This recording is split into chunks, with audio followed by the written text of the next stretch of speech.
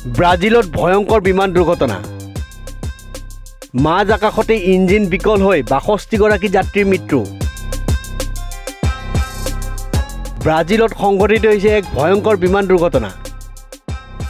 সাও পাউলো চহৰৰ জনবসতিপূৰ্ণ অঞ্চলত দুৰ্ঘটনাগ্ৰস্ত হৈ এখন যাত্ৰীবাহী বিমান হতাহতিৰ খবৰ এতিয়ালৈ জানিব পৰা হোৱা নাই যদিও বিমানখনত ৬২ জন যাত্ৰী আৰু ক্ৰু আছিল বুলি জানিব পৰা গৈছে আৰু আটাইকেইজনৰে মৃত্যু হৈছে বুলি আশংকা কৰা হৈছে নেপালত সৌৰ্য এয়াৰলাইন্সৰ বিমান দুৰ্ঘটনাগ্ৰস্ত হোৱাৰ কেইদিনমানৰ ভিতৰতে আন এক বিমান দুৰ্ঘটনা সংঘটিত হৈছে এইবাৰ ব্ৰাজিলত সংঘটিত হৈছে বিমান দুৰ্ঘটনা ইতিমধ্যে ছ'চিয়েল মিডিয়াত ভাইৰেল হৈছে এই দুৰ্ঘটনাৰ কেইবাটাও video'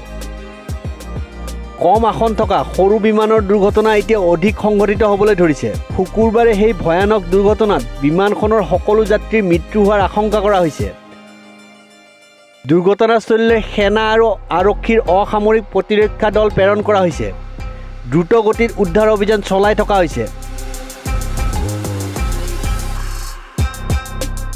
news desk report news 13